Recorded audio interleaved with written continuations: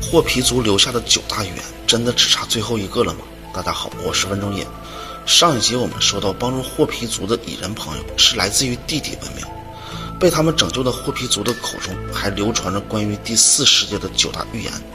霍皮族有一位老祭司说，当这9个预言全部实现了以后，我们所存在的第4世界就彻底的结束了，然后我们就会进入到第5世界。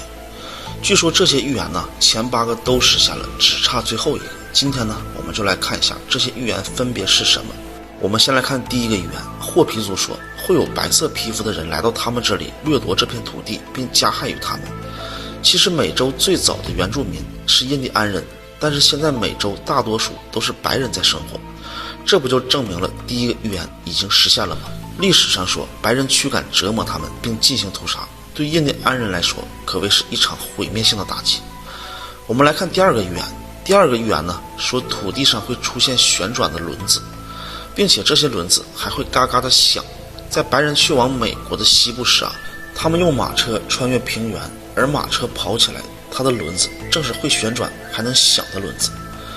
第三个预言说北美洲会出现一种长得像野牛还有大长脚的生物，还会成群结队的在地上跑。我们回想啊，在16世纪欧洲有一种特殊的生物叫欧洲野牛，它们的特点呢，就是体型硕大，头部有一对尖锐的巨角，还喜欢群居生活。这些生物被欧洲白人送往去了美洲，预言又说准了。第4个预言说土地上会有铁蛇互相交错，贯穿大地。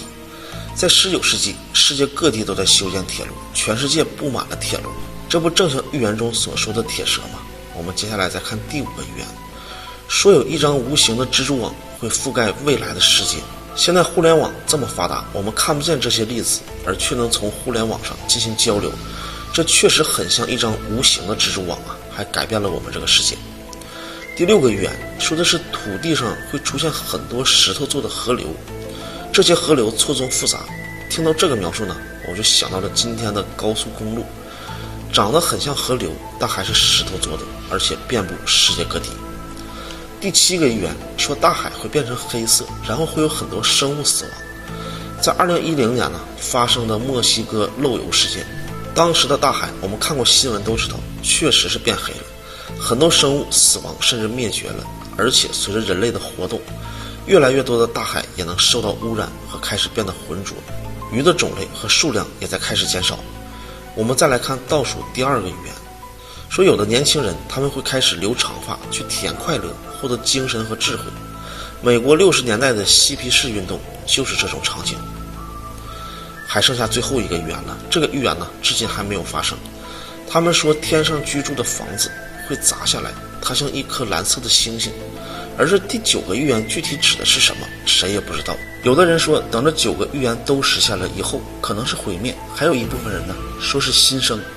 前8个预言的实现到底是巧合还是注定呢？确实不禁令人深思。但是第9个预言它究竟又是什么呢？山海经中最大的谜团也许就是昆仑山了。如果说后人在地球上找到了这个位置，大家觉得可信吗？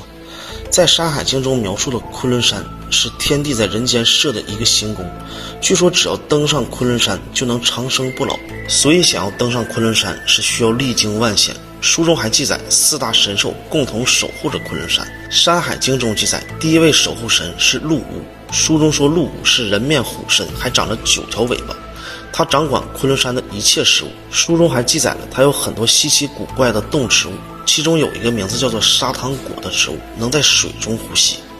除此之外呢，还有长着4只脚的山羊，这些啊都由陆武掌管。第2位的守护神是开明兽，它长了9个头，身形像老虎。正因为开明兽它有9个头，所以它负责看管昆仑山的大门。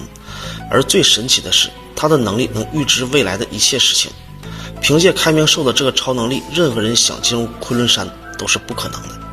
第3位守护神是鹰昭，他人面马身，还长着一只翅膀，能够自由的飞翔，所以鹰昭他经常从昆仑山飞往各地。至于他每次飞行的目的，我们就无法知晓了。这最后一位守护神就是西王母。实际上的西王母啊，不像大家理解的美貌的神仙。据《山海经》中的一段文字记载，西王母其状如人，豹尾虎齿而善笑，蓬发戴胜。这段描述可以想象到西王母凶恶可怕的样貌。西王母也是昆仑山的守护神，传说它能赐予人类长生不老的神药，所以在神话传说中它有极大的影响力。那么这个长有奇珍异宝的昆仑虚究竟存不存在呢？如果真的存在，它在现实中的什么位置？大家好，精绝古城的真相故事呢，我们来到1900年，英国有一个探险家斯坦因，一直都称着自己是西方的玄奘，他自称他很痴迷东方文明，但其实他就是一个想要盗取中国国宝的大盗。他对这个古城非常的感兴趣。当他来到塔克拉玛干沙漠中心的位置，这个是玄奘曾经走过的沙漠，但是他有点害怕了。斯坦因在进入沙漠还不满10天的时候就原路返回了，回到了今天新疆的民丰县。但是他不想这么就放弃，他开始转变了思路，开始收购一些文物，竟然真的让他发现了一块写有屈卢文字的木头。屈卢文我们要知道，那可是公元前5世纪到3世纪的欧洲文字，怎么会出现在新疆呢？这时的斯坦因非常的兴奋，他觉得他就在古城的附近了。他出高价买走了这块木板，并花费重金聘用了这块木板的主人当向导，带他到发现木板的地方。斯坦因和向导一直沿着尼亚河河道向北走去，他们走了好久都看不见河道，水和粮食都快用完了。斯坦因提出我们向南返回河道吧，但是向导说我们要向西才能找到新的河道。又不知道过了多久，他们找到了河道，在河道的附近呢，有一大片城市的废墟。斯坦因就像疯了一样朝着废墟跑去，在地上他发现了很多屈卢文的木头，数量多得惊人，而且木桶上的文字还没有干透，就像不久前刚写上去一样，并且废墟当中还有很多佛经、珠宝、钱币。废墟周围的各种建筑、园林、古桥、墓地，可见这里的文明当时到达了何等的高度。半个月后的斯坦因呢，把这些文物装箱急切地运回了伦敦。斯坦因前前后后来了3次，把精绝古城搬了个空。他在古城中搬走了什么，又发现了什么，我们无从得知。但斯坦因是第一个将尼亚遗址定为汉代精绝国的，因为他在废墟中得到了一块写有汉精绝王成书从事的木简。至今历史学家都没有研究明白精绝国为什么会突然消失，也不知道精绝国的人居住去哪里了。人都消失了，为什么古城还能如此完好？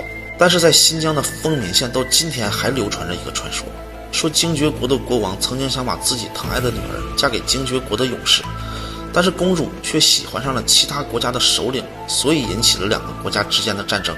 最后老天爷发怒了，卷起了一场漫天的黄沙，淹没了古城。大概在3亿年以前，地球只有一块陆地，被我们称之为远古大陆。也正是那个时候，远古大陆发生了改变，从而一部分向南飘去，一部分向北飘去。但是又过了几亿年，到了我们这个时代，是变成现在这个样子。但是我们上期说到，南半球在这个位置是有一块隐藏的大陆的，其中94%都在水下，只有少部分落在上面，就是我们今天的新西兰。后来专家寻找这片海底大陆生存的遗迹时发现，钻探到1000米时，竟然发现很多携带着各种生物信息的岩石，其中就包括了很多陆生植物的花粉、生物还有外壳。这也就证实了这片水下陆地曾经一定是有过生命存在过的。而现在的新西兰陆地在当时的远古时期很有可能是这座大陆的一座山脉。当海平面上涨，所有的陆地被淹没之后，人们逃亡向更高的海拔迁移，也就是往高山上寻求生机。这个巨大的山脉也同时被淹没，但是没有完全被淹没，就成了今天的陆地。但是大陆下沉应该是几万年前的事，后来专家会不会在这片陆地中寻找出来我们的未知文明和生物的遗迹呢？